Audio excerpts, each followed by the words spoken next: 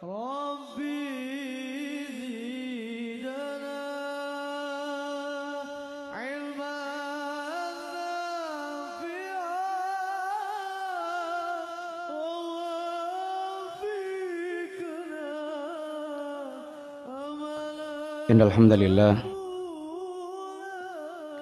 wassalatu wassalamu ala Rasulillah wa ala alihi wa ashabihi wa mawalah wala haula wala quwata illa billah amma ba'du. Alhamdulillah, ikhwati fillah rahimani wa rahimakumullah. Insyaallah kita melanjutkan pelajaran kita dari risalah Al-Ushul Sittah. Pembahasan ini kemarin sudah didaurahkan sama Ustaz Firanda, tapi tidak mengapa kita itu melanjutkan pelajaran kita, dan kita sedang masuk pada pembahasan Al-Aslu Tsani, pokok yang kedua atau prinsip yang kedua dari 6 prinsip yang beliau ingin ajarkan kepada kita sekalian. Dan sekali lagi tentu prinsip-prinsip ini artinya Islam bukan hanya 6 prinsip ini, tapi prinsip ini adalah prinsip pilihan beliau, sesuatu yang dipandang sangat prinsip dalam agama kita. Akan tapi banyak kaum muslimin yang mereka tidak paham, kemudian bahkan menyelisihi, bahkan kemudian terbalik-balik dalam memberikan penilaian.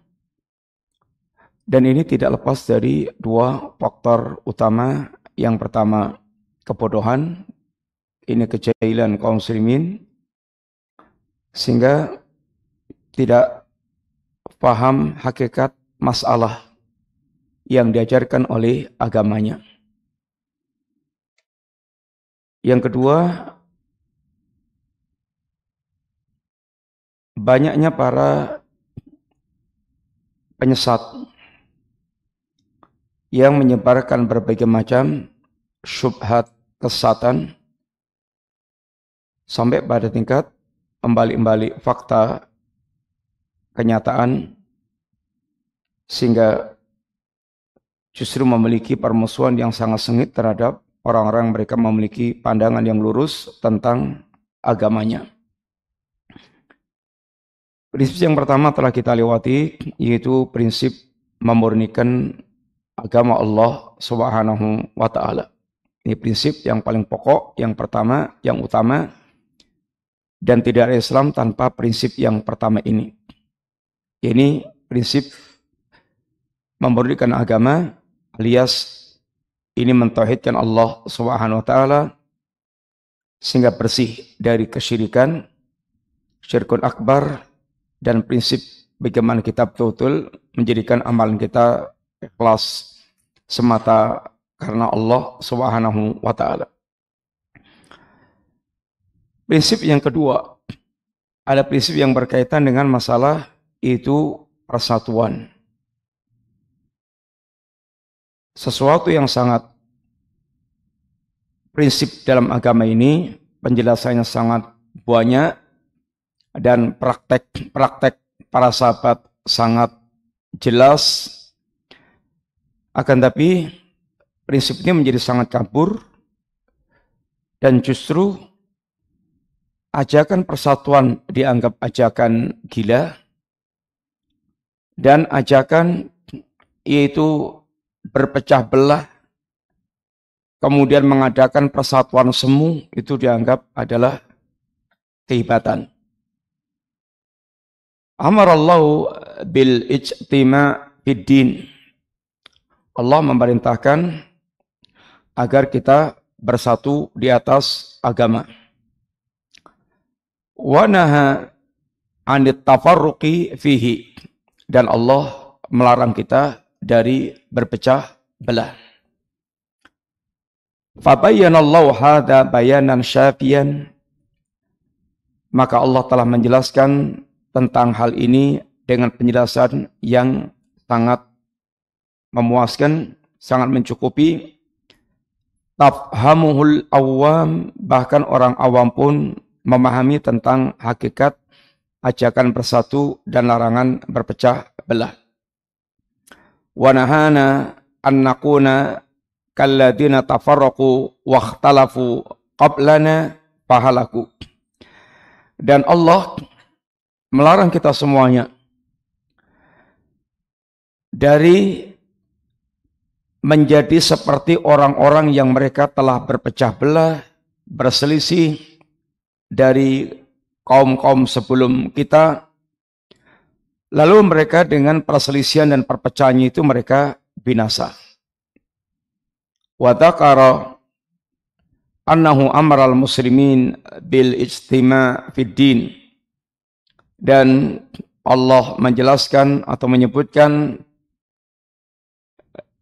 bahwa Allah memerintahkan muslimin agar bersatu di atas agamanya, wa nahahum anit tafarruq fi, dan melarang dari berpecah belah dalam agamanya, wa yasituhu wuduhan ma waradat bi sunnah minal ajabil ujab bidzalik, dan bertambah gamblangnya tentang penjelasan wajibnya bersatu, haramnya berpecah belah atau larangan berpecah belah.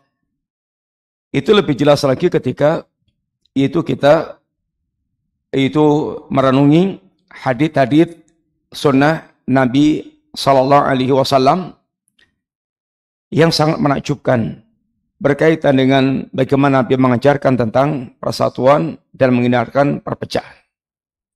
Thumma saral amru ilal iftiraq fi usuliddin wa furu'ihi wal ilma wal fiqha fid din. Kemudian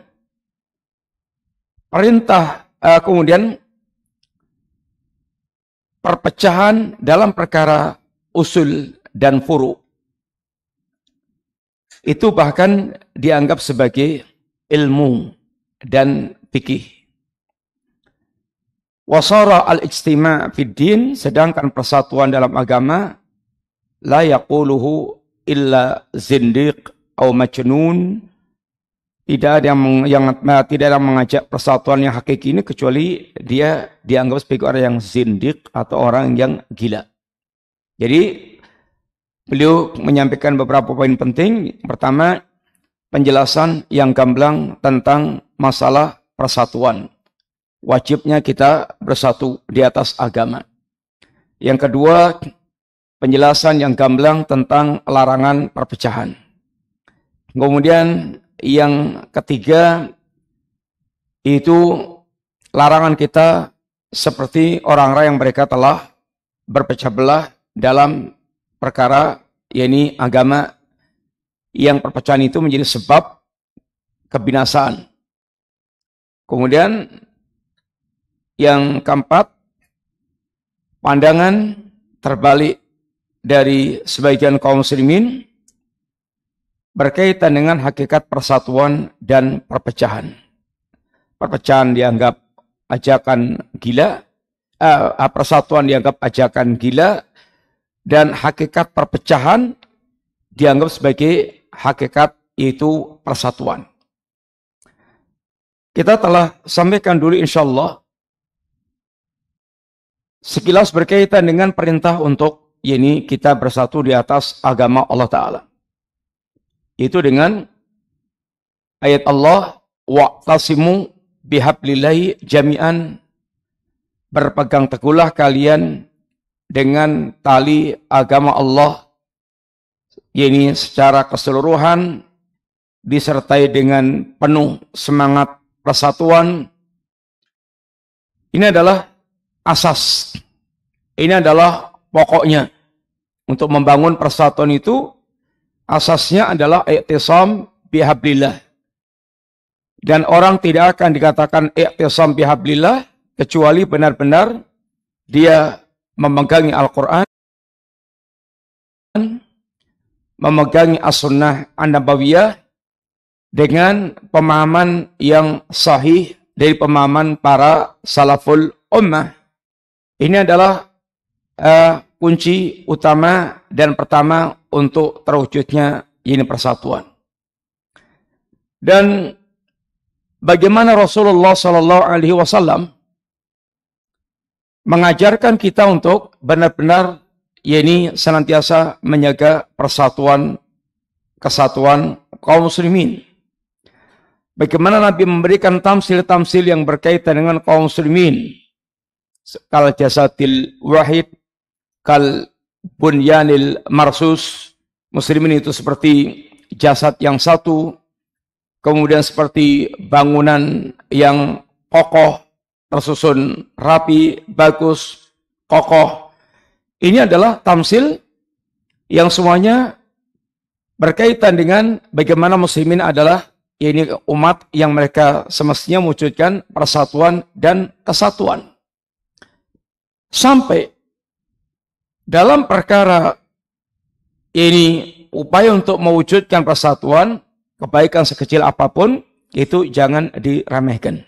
Yaitu sekecil apapun kebaikan itu apabila bisa merekatkan persatuan jangan diremehkan. La takhiranna minal ma'rufi syai'an. Sebaliknya pula sekecil apapun perkara yang akan bisa menyebabkan seorang itu dia retak ini persatuannya, maka hindarkan. Maka sampai bagaimana para sahabat Nabi mewujudkan hal ini baik dengan sikap-sikap ithar dalam perkara duniawi, ini sangat mengutamakan saudaranya dan menurunkan duniawi, sampai perkara-perkara yang jika tidak prinsip maka bahkan mereka mengalah demi terwujudnya persatuan, termasuk dalam masalah ikhtilafat fiqhiyah. Maka mereka bisa mengalah, bersikap longgar dalam rangka untuk mewujudkan yaitu persatuan di tengah-tengah yaitu kaum muslimin.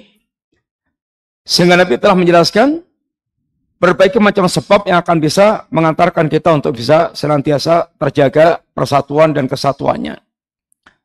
Kemudian Nabi juga telah ingatkan berkaitan kita pelajaran-pelajaran yang berkaitan dengan larangan untuk kita berpecah belah. Yang perlu kita pahami bahwa larangan berpecah belah ini adalah tuntutan syar'i. Tetapi di sana ada iradah kauniyah. Itu iradah yang kaitannya dengan takdir Allah Subhanahu wa taala yang menegaskan bahwa umat ini umat yang pasti akan terjadi perpecahan di tengah-tengah ini kaum muslimin. Sehingga berita tentang perpecahan umat itu sesuatu yang pasti. Sesuatu yang pasti. Bahwa umat ini akan terpecah belah. Sebagaimana dalam ungkapan banyak hadits Rasulullah SAW, seperti diantaranya umpamanya hadis Nabi, sataftariqu ummati ala salatin wa sab'ina millah kulluha finnar illa wahidan. Ini satu diantara berita perpecahan. Yang hadis-hadis semisal ini yang sangat banyak bertebaran di kitab-kitab hadis, semuanya menjelaskan bahwa perpecahan itu pasti terjadi. Perpecahan itu pasti terjadi. Yang juga harus kita pahami, ikhwan, bahwa tidak setiap ikhtilaf itu iftiraq. Tetapi iftiraq itu adalah diantaranya buah dari ikhtilaf yang semakin tajam. Tidak setiap ikhtilaf iftiraq. Karena ikhtilaf, ada ikhtilaf yang tanawu, ada ikhtilaf yang tubad. Ikhtilaf yang tanawu itu ikhtilaf yang ini variatif. Atau ikhtilaf yang sifatnya istihadiyah. Ini ikhtilaf yang tidak boleh kita berpecah belah. Ikhtilaf yang mesti harus memiliki tasamuh, memiliki toleransi. Tidak boleh dia menyesat-nyesatkan atau sampai kemudian dia berpecah berkaitan dengan istihadiyah para a'immah, ini para ulama. Yang betul-betul itu merupakan ini istihadiyah. Boleh kita memegangi satu di antara pendapat ini istihad seorang mujtahid dan menganggap itu yang benar dan yang kuat menurut kita, yang rajih. Tetapi selama itu ikhtilaf, majal ikhtilaf, maka kita tidak boleh menjadikan sebab perpecahan.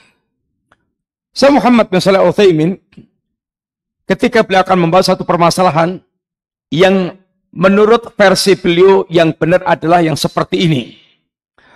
Tapi beliau telah memberikan mukadimah awal bahwa ini adalah majal ikhtilaf. Sisi ikhtilafnya para ulama. Sehingga tidak boleh seorang kemudian dia memiliki sikap seakan-akan mensikapi orang yang jelas-jelas salah, sesat, keliru. Tapi ini merupakan ijtihad para ulama. Agar bersama dengan pembahasan yang akan beliau bawakan, yang pasti beliau akan memiliki kecenderungan kepada pendapat yang beliau bawakan, tapi beliau telah awali bahwa ini adalah majal ikhtilaf. Sesuatu yang para ulama berikhtilaf, sehingga tidak boleh kemudian kita kencang-kencangan dalam perkara itu. Boleh kita mengambil yang kita anggap kuat, tapi tidak boleh kita kemudian menganggap yang ijtihad yang lainnya ini kita pastikan sesat dan keliru. Dan hadis tentang iftiraqul ummah ini telah dipahami, telah disalahpahami oleh sebagian kaum muslimin dengan berbagai macam versi pemahaman yang salah. Satu diantaranya yaitu dengan hadis ini dia mengingkari hadis tersebut. Dia malah mengingkari hadis tersebut dengan anggapan bahwa tidak mungkin Rasulullah SAW memerintahkan untuk berpecah belah. Kembali kita ingatkan bahwa hadis-hadis yang memberitakan tentang iftiraqul ummah itu bukan perintah, tapi khobar. Khobar. Sebagaimana Allah mengkhabarkan bahwa di antara manusia ini akan ada yang mukmin, akan ada yang kafir. Huwallazi khalaqakum faminkum kafirun wa minkum mu'minun. Dialah Allah yang telah menciptakan manusia. Sebagian manusia ada yang kafir, sebagian ada yang mukmin. Ini khobar. Bukan Allah memerintahkan untuk ya ini kafir. Kalau perintah Allah, ya ini kita supaya menjadi mukmin. Aminu billahi wa rasulih. Perintahnya kita supaya beriman. Tetapi khobar takdir Allah bahwa manusia itu akan ada yang kafir, akan ada yang mukmin. Dan itu berkaitan dengan ilmu Allah Subhanahu wa ta'ala. Nabi kita hanyalah menyampaikan al-balaghul mubin. Nabi kita tidak berbicara kecuali dengan wahyu yang diwahyukan oleh Allah Subhanahu wa taala. Wa ma yantiqu 'anil hawa in huwa illa wahyun yuha. Dan tidaklah Nabi yaitu berbicara kecuali dengan wahyu yang diwahyukan oleh Allah Subhanahu wa taala. Dan Nabi diantaranya menyampaikan berita tentang iftiraqul ummah. Mestinya seorang mukmin adalah tasdiq, membenarkan dengan berita Nabi sallallahu alaihi wasallam selama berita itu betul-betul sahih dari Nabi. Satu di antara mereka yang salah ini dalam menyikapi hadis seperti ini adalah mereka anggap ini sebagai perintah Nabi untuk berpecah belah, maka mereka ingkari, enggak mungkin Nabi memerintahkan berpecah belah. Bukan memerintahkan, memberitakan. Yang kedua, sebagian mereka dengan hadis ini ya kemudian pasrah dengan takdir, artinya mereka hanyut membenarkan terjadinya iftiraq dan membenarkan semua firqah yang ada, karena ini semuanya dianggap sudah mengikuti sudah sesuai dengan takdir Allah, dan itu semuanya terjadi dengan takdir Allah, ya sudah, mau gimana lagi, tanpa ada pengingkaran. Sehingga ada sikap keridhaan terhadap fenomena terjadinya iftiraq yang terjadi di tengah-tengah, yaitu manusia. Yang ketiga, dengan hadis ini pula di antaranya sebagian orang justru bersikap ekstrim dengan mengeklaim kelompoknya sebagai kelompok yang dimaksudkan dalam hadis Nabi, kemudian dengan gampang mengkafirkan atau membid'ahkan di luar kelompoknya tanpa pertimbangan syar'i atau tanpa hujjah syar'iyah. Tentu yang kita diharapkan adalah bagaimana bersikap seperti yang dibimbingkan oleh Nabi Sallallahu Alaihi Wasallam. Memang Nabi memberitakan tentang iftiraqul ummah, bahwa umat ini akan berpecah belah. Kita membenarkan, dan itu sebagai bagian daripada berita wahyu, dan kenyataannya seperti itu. Kenyataannya menunjukkan bahwa betul-betul manusia kaum muslimin mereka telah ini terjadi iftiraqul ummah, sehingga kita mengenal catatan sejarah menjadi kelompok yang selamat, menjadi kelompok yang terbebas dari kesesatan firaqud dhalah. Kemudian dia pun menempuh sebab-sebab syar'i terwujudnya ini tauhidul kalimah di antara kaum muslimin, terwujudnya persatuan kalimat di kalangan kaum muslimin. Walaupun dengan takdir kauniyah yakin tidak akan terwujud, tapi kita adalah wajib untuk mewujudkan ikhtiar, upaya atau sebab-sebab syar'i yang akan mengantarkan kepada yaitu persatuan. Ini adalah mesti yang mestiar kita ini wujudkan dalam mewujudkan tentang perintah untuk ijtima, bersatu, dan larangan untuk kita tafarruq. Semua yang terjadi ikhwan, al-istima' dan al-iftiraq, semuanya bil asbab. Semuanya ada sebab-sebabnya. Di antara sebab munculnya iftiraqul ummah, di antara sebab munculnya iftiraqul ummah yang pertama adalah ini makar a'dal Islam wal muslimin, makar di para musuh-musuh Islam dan kaum muslimin, dan itu sesuatu yang tidak bisa kita pungkiri. Kalau ayatnya ya banyak yang menjelaskan bagaimana musuh-musuh Islam dan kaum muslimin ingin berusaha untuk membinasakan sehancur-hancurnya ini kaum muslimin. Mereka akan memerangi kaum muslimin dengan segala macam cara yang mereka bisa lakukan. Mereka akan melakukan makar-makar untuk merusak kaum muslimin. Wa makaru wa makarallah wallahu khairul makirin. Mereka membuat makar dan Allah akan membalas makar mereka, dan Allah sebaik-baik pembalas makar. Intinya mereka adalah memiliki makar-makar, memiliki rancangan-rancangan jahat yang akan mereka timpakan kepada kaum muslimin. Sebagaimana kenyataan juga demikian, sehingga kalau mereka atau orang-orang membaca Grand Design bagaimana Yahudi berusaha untuk menguasai dunia dan membuat makar-makar khususnya kepada kaum muslimin, maka tentu semuanya merupakan hal yang menjadi kenyataan apa yang telah diberitakan Allah berkaitan dengan makar para musuh-musuh Islam dan kaum muslimin. Demikian pula ayat-ayat yang semisal, ya la yasaluna yuqatilunakum hatta yaruddukum an dinikum in istata'u. Orang-orang kafir tidak akan pernah berhenti memerangi kalian. Memerangi itu ada dua macam. Ada perang fisik, ini peperangan fisik, askari, mengerahkan tentara untuk membinasakan fisik kaum muslimin dengan senjata-senjata mereka, dan ada yaitu peperangan al-ghazwul fikri, perang pemikiran. Perang pemikiran sasarannya rusaknya yakni pemikiran kaum muslimin dengan berbagai macam syubhat, pemikiran untuk merusak kaum muslimin.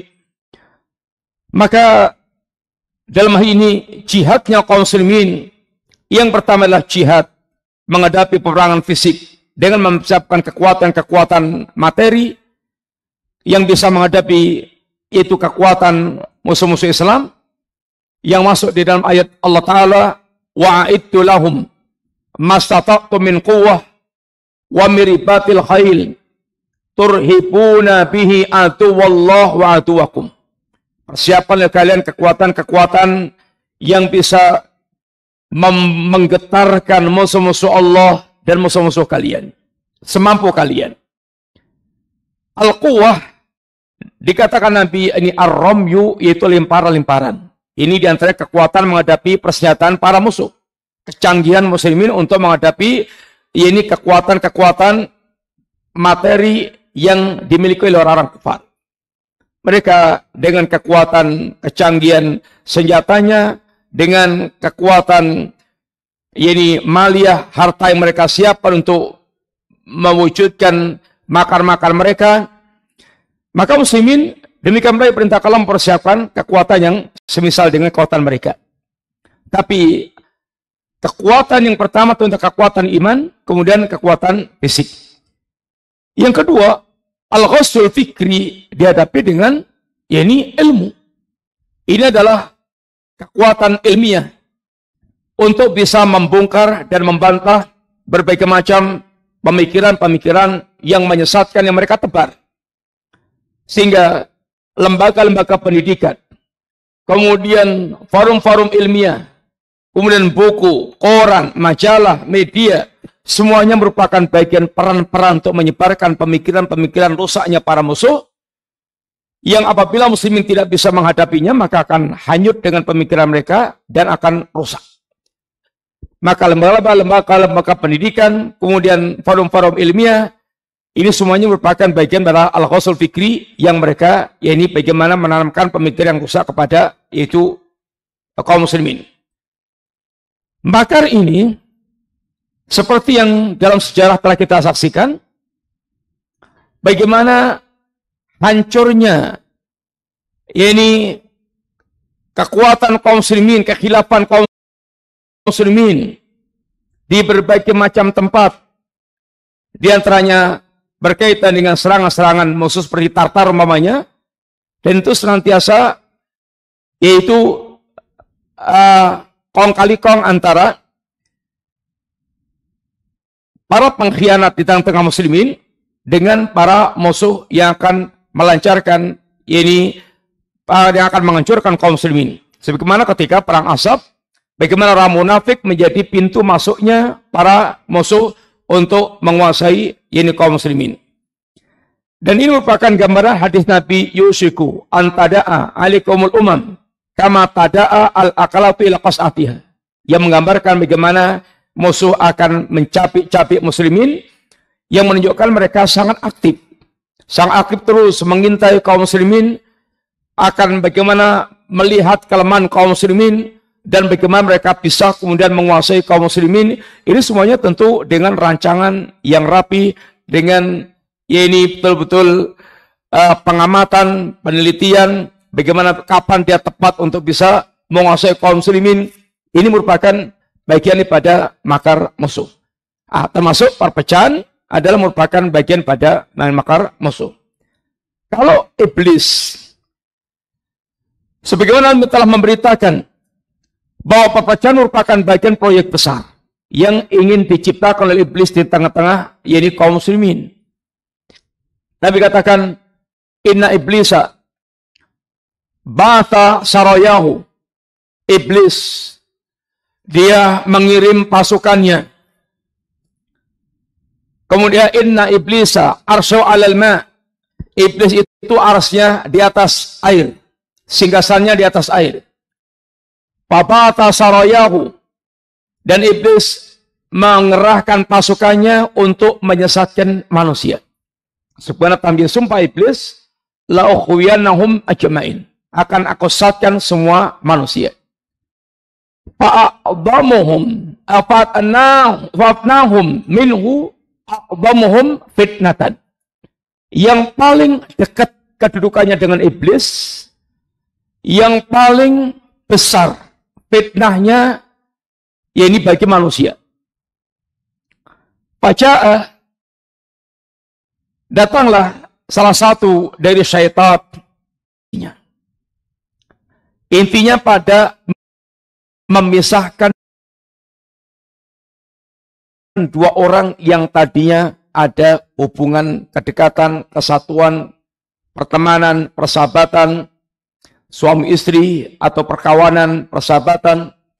Kemudian bagaimana menimbulkan ini perpecahan di antara mereka. Maka dia dikatakan kepada iblis, dan kata iblis, nikma anta, oh kamu yang paling sukses. Kamu yang paling sukses untuk melakukan makar ini. Sehingga terwujudnya iftirak satu di antara proyek besar iblis. Bagaimana membuat manusia terpisah-pisah satu dengan yang lainnya. Adzan, Mas. Silakan, adzan dulu.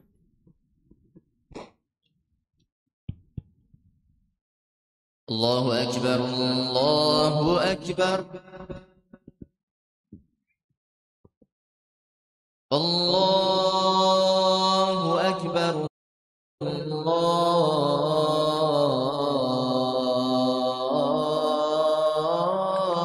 Akbar. Asyhadu an la ilaha illallah.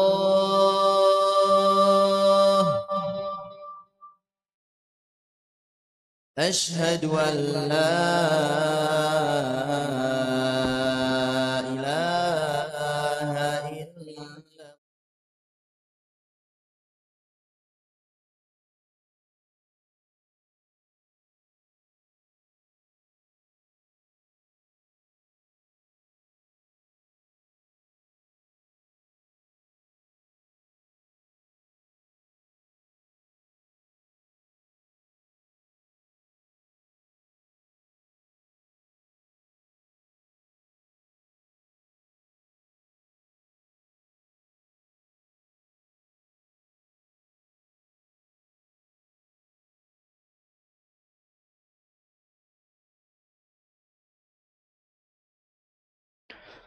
Sebab yang kedua, ikhwan, terjadinya iftirak di antaranya karena al-jahlu, ini kebodohan. Kebodohan bahkan sebab segala kerusakan yang ada. Yang termasuk perpecahan dan yang lain-lainnya adalah di antara karena kebodohan. Kata Imam Ibnu Qayyim, "Wala raiba anal jahla aslu kulli fasadin wa kullu dararin yalhaqul abdu fit dunyahu wa ukhrahu bahwa natijah." Kebodohan itu tidak diragukan lagi merupakan akar segala kerusakan. Dan tidak ada malapetaka baik di dunia maupun di akhirat yang dijumpai seorang hamba kecuali semuanya adalah dampak dari kebodohan tersebut. Kebodohan dalam urusan agama termasuk dalam masalah perkara ini, ilmu-ilmu alat dalam masalah agama ini, apalagi kemudian dia tidak merujuk kepada ahlul ilmi, maka kebodohan akan membawa kepada marabaya atau menjadi pintu kerusakan yang sangat besar. Oleh karena itulah, bagi syaitan, sebagaimana perkataan salaf, seorang yang alim itu lebih susah untuk disesatkan atau lebih ditakuti syaitan dibandingkan dengan 1000 ahlul ibadah. Li alim wahidin atau la'alimun wahidun asyaddu ala syaitan min mi'ati abid. Sungguh alim yang wahid, satu orang alim, satu orang yang berilmu, itu lebih ditakuti oleh syaitan, lebih berat bagi syaitan dibandingkan dengan 100 ahli ibadah, 100 ahli ibadah. Karena orang yang berilmu sangat jeli dengan makar-makar syaitan. Dan kebodohan kita, syaitan boleh jadi akan memasukkan kesatan melalui 99 kebaikan, tapi akan memasukkan sebuah kesatan bersama dengan 99 kebaikan, sehingga seringnya orang-orang yang bodoh tertipu dengan ini berbagai macam tipuan-tipuan syaitan. Oleh karena itulah, seorang muslim telah diarahkan oleh Allah dan Rasulnya untuk senantiasa dia itu memastikan kepada ahlul ilmi, fas'alu ahla dzikri in kuntum la ta'lamun. Bertanyalah kepada ahlul ilmi kalau kalian tidak mengetahui. Sehingga jangan terlalu pede dalam perkara agama kita, berusaha untuk senantiasa memastikan apa yang kita miliki pendapat atau sikap kepada orang yang kita anggap lebih berilmu, sehingga apa yang kita yakini betul-betul memang benar seperti itu. Abu Musa Al-Asy'ari radhiyallahu anhu ketika melihat ini kebid'ahan yang disaksikan di masjid, beliau yakin ini adalah kebid'ahan. Tapi beliau tidak ingin mengingkari dulu karena ingin nunggu sikapnya Abdullah ibnu Mas'ud yang dianggap lebih senior dan dianggap lebih alim. Bagaimana pendapat ini seniornya kira-kira dengan apa yang dia saksikan tersebut. Demikian pula sahabat-sahabat junior, rata-rata mereka sangat beradab dengan para senior mereka. Dan termasuk ini adalah bagian pada ini adab. Dan Nabi kita juga mengajarkan al-barakatu ma'a akabirikum. Keberkahan itu bersama dengan ulama kibar kalian, ulama sepuh kalian. Sepuh itu ada dua, kibarul ilmi dan kibarusin. Tuanya ilmu, itu dalamnya ilmu, banyaknya ilmu, lamanya dia melanglang buana dalam masalah ilmu, jam terbang yang sangat tinggi berkaitan masalah ilmu. Yang kedua, kibarusin.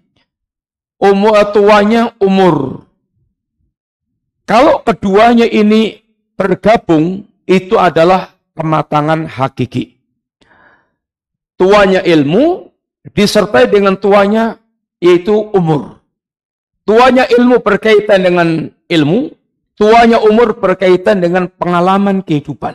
Kalau itu bergabung, maka menjadi hakikat kematangan atau kematangan yang hakiki. Yang ketiga, di antara sebab munculnya iftiraq, ini perpecahan adalah ini kesalahan dalam yaitu manhaj pengambilan ilmu. Dalam tariqah manhaj pengambilan ilmu, manhajut talaqi. Islam telah mengajarkan kepada kita kepada siapa ilmu kita ambil. Karena al-ilmu dinun. Innamal ilmu dinun. Agama itu adalah, ilmu itu adalah agama kita. Bagaimana agama kita tergantung ilmu kita. Kenapa ada orang dengan sangat ringannya mencaci maki para sahabat? Ya ilmunya seperti itu. Kenapa sebagian orang sangat semangat pergi ke kubur-kubur dengan penuh keyakinan khusyuk dan merasa itu sebagai bentuk ritual agama, bahkan taqarruban ilallah, ya karena ilmunya begitu. Kenapa sebagian orang semangat untuk bom sana, bom sini, hancurkan situ, hancurkan ini? Ya karena ilmunya begitu. Kenapa sebagian orang mereka begitu sangat getol untuk menghancurkan penguasa? Ya karena ilmunya begitu. Agama seorang sangat berkaitan dengan ilmu seorang. Dan ilmu seorang sangat berkaitan dengan siapa atau dari mana ilmu itu dia ambil. Artinya gurunya siapa. Makanya dalam masalah pengambilan ilmu, manhajut talaqi, maka pastikan yang Anda ambil ilmunya adalah betul-betul sumber yang terpercaya. Ini dari para ulama terpercaya. Sehingga betul-betul kita mendapatkan ilmu yang betul-betul kita yakini menuntun di atas siratal mustaqim. Karena akan muncul zaman-zaman yang dikatakan dengan sanawatun khadda'an, tahun-tahun yang penuh dengan tipuan. Yusaddaqu fihal kadib wa yuqaddabu fihal wa yuqaddabu fihal sadiq wa yuhawwanu fihal amin wa yu'ammanu fihal kha'in wa yantiqu fihi arwaibidah. Akan muncul tahun-tahun yang penuh dengan tipuan. Apa itu maksudnya tahun-tahun yang penuh dengan tipuan? Kata Nabi, ini hari-hari atau zaman orang-orang yang pengkhianat, orang yang pendusta dianggap jujur, orang yang jujur dianggap pendusta. Orang yang pengkhianat dianggap amanah, orang yang amanah dianggap pengkhianat. Dan di tahun-tahun itu yang banyak berbicara adalah Ruwaibidah. Ruwaibidah, kata Nabi, ar-rajulu tafah yatakallamu bi amril amah. Orang-orang yang bodoh tentang agama, tapi mereka bicara tentang urusan penting di agama, fatwa penting yang berkaitan dengan manusia. Maka ini akan menjadi kacau balaunya, yakni kaum muslimin. Banyaknya orang-orang mereka bodoh tampil sebagai pembawa yakni agama. Ada yang mereka kemudian dengan kebodohannya bersikap ekstrim. Ada yang mereka dengan kebodohannya membawakan riwayat-riwayat maudhu' atau palsu dengan bekal pandai berretorika, pandai bercerita. Ada yang dengan kebodohannya menyampaikan agama dengan ngawur. Dan ini semuanya adalah sisi kehancuran, ini kerusakan agama. Tapi Allah akan senantiasa menampilkan para ulama yang menepis itu semuanya. Yahmilu hadal ilma min kulli khalafin uduluh yanfuna anhu tahrifal ghalin wa intihalal mubtilin wa ta'wilal jahilin. Ilmu ini akan dipanggul setiap zaman oleh orang-orang adilnya. Ini para ulama, yang para ulama ini akan menolak sikap-sikap ekstrim orang-orang yang gulu dalam beragama. Para ulama ini yang akan membongkar kepalsuan, kedustaan ahlul batil, yang akan menyusupkan kebatilan-kebatilan. Para ulama ini yang akan meluruskan takwilnya orang-orang yang bodoh. Sehingga para ulama lah yang betul akan senantiasa membimbing umat ini senantiasa di atas kelurusan jalan. Maka wafatnya ulama zulmatun ini fil Islam, keretakan dalam Islam. Karena wafatnya ulama, ilmunya akan terkubur bersama dengan terkuburnya jasad ulama tersebut. Sebagaimana hadis yang telah sering kita dengar, ketika para ulama telah wafat, ittakhadhan nasu ru'usan juhalan, manusia akan mengambil pemimpin di kalangan orang-orang yang bodoh. Fa idza su'ilu faftau bighairi ilmin fadallu wa dhallu, ketika ditanya maka dia akan berfatwa tanpa ilmu sehingga sesat dan menyesatkan manusia. Kesalahan dalam manhajut talaqi ikhwan, maka akan berdampak dia akan mengambil ilmu bukan dari ahlinya. Ngawur alias sembarangan dalam mengambil ilmu. Apalagi kita zaman YouTube, Orang tinggal dudul, buka. Banyak yang mirip-mirip. Sehingga kalau antum kita tanpa bimbingan bisa keblondrok-blondrok. Bisa keprosok-prosok. Kelihatannya bagus, ternyata penuh dengan syubhat. Baik itu video yang berbahasa Arab maupun video yang berbahasa Indonesia, maka banyak berbagai macam syubhat yang berseliweran, maka pastikan dari mana Anda mengambil ilmu tersebut. Kalau merasa nggak bisa membedakan, ya tanya. Tanya jalan paling praktis, ya tanya. Kepada orang antum percaya akan mengarahkan kepada yang lebih baik. Kemudian, termasuk di antara dampak kesalahan dalam manhajut talaqi adalah al-istiqlaliyah anil ulama. Dia tidak ingin merujuk kepada ulama sama sekali. Sehingga terlalu berani untuk dia mengambil sikap-sikap.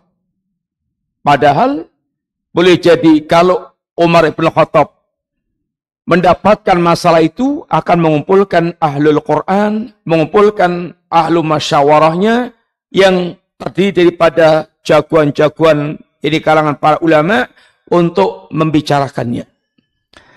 Termasuk di antaranya dampak dari kesalahan dalam manhajut talaqi adalah ihtiqarul ulama, merendahkan para ulama, meremehkan para ulama, melecehkan para ulama. Apalagi kalau sudah bicara tentang waqi', tentang kenyataan yang bahan pembicaraannya atau yang referensi utamanya koran, majalah, televisi, berita, kemudian YouTube, kemudian macam-macam.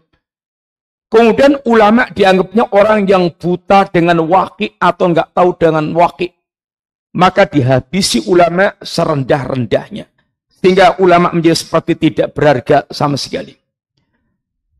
Dan di antara dampak pula, orang yang mereka salah dalam manhajut talaqi ini, bahwa ittiba'ul ulama ala basiratin, menganggap bahwa mengikuti para ulama itu dianggap taklidan, dianggap bentuk taklid. Mengikuti para ulama dianggap bentuk taklid. Sedangkan kita mengikuti para ulama juga kaidahnya bukan sekedar mengikuti ulama, tapi ulama yang betul-betul membawakan dalil-dalil yang sahih dengan kekuatan hujah yang beliau bawakan. Yang keempat, di antara sebab perpecahan ikhwan adalah ad-dulmu, al-hiqat wal-dulmu. Yani atau ad-dulmu wal-hiqat. Kedzaliman dan kedengkian. Dan Allah sebagaimana sebutkan, wa mahtalafu fihi illa min ba'di ma ja'atumul ilmu baghyan bainahum. Dan tidaklah mereka berselisih kecuali justru setelah datangnya ilmu.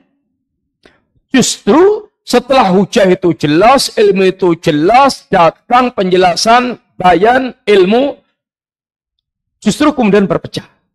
Apa sebabnya? Al-baghyu, ad-dulmu, wal-hasad, ini warna yang membuat kemudian berpecah.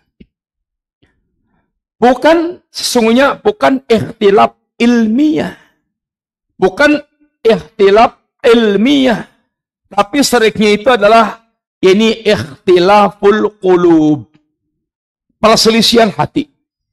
Masalah pribadi yang dilatar belakangi dengan hasad atau kepentingan duniawi lalu diangkat sebagai masalah agama. Dikemas sebagai masalah agama. Kemudian bersikap zalim, curang. Ini sering muncul dan menjadikan kemudian perpecahan. Sehingga kezaliman, kedengkian itu sering menjadi yaitu pemicu terjadinya perpecahan. Inilah yang kemudian justru akan merusak kaum muslimin dari dalam. Yang kelima, al-bid'ah. Ini bid'ah. Bid'ah yang dengannya orang berkeyakinan itulah thariqah yang hak bagi dia. Sehingga orang munculkan bid'ah A menjadi bid'ah A, bid'ah B jadi bid'ah B, sehingga ada bid'ah A, B, C, D, E, F, G, sehingga banyak muncul kelompok-kelompok, firqah-firqah yang bermacam-macam.